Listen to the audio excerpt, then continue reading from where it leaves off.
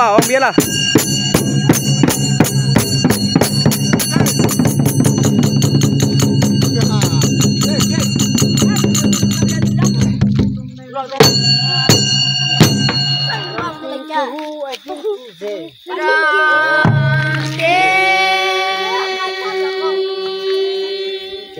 Hello guys, welcome back to my channels.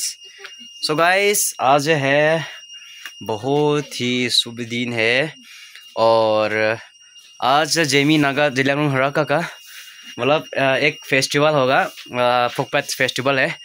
So guys ये है, अभी इसका व्यवस्था शुरू होगा. अभी सब कोई लाया नहीं है, एक दो घर लाया हुआ है. और ये है मदिरापान. बड़े बड़े बुजुर्ग लोग आएंगे, उनको ये पिलाने के बाद जो जवान लड़का लोग है वो लोग शुरू होगा. तो आज का वीडियो बहुत इंटरेस्टिंग होने वाला है, तो वीडियो पे बने रहे.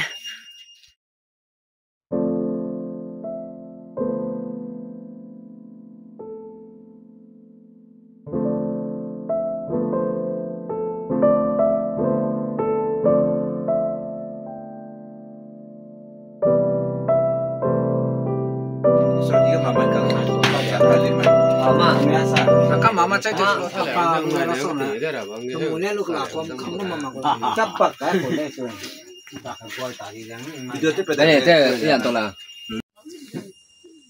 Smart में स्कूल में ले तो कोई के लंग है ना वे कोई के स्कूल में कोई के सामने कने सब भी चलते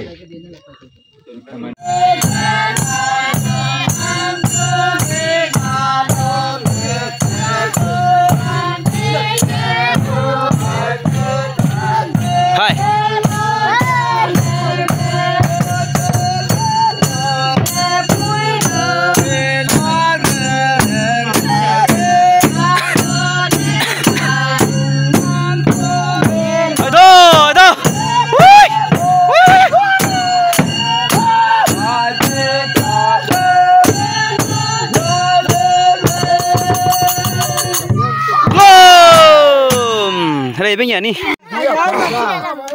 Lung lại phê tôi nè. Thầu nhi. Hello. Hello chị tôi, hi chị tôi. Hi.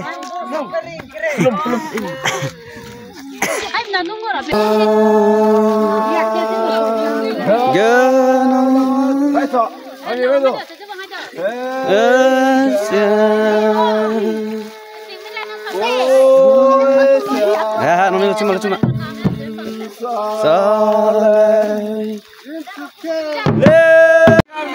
Ôi đó, nó làm luôn mà, quăng tuổi đó,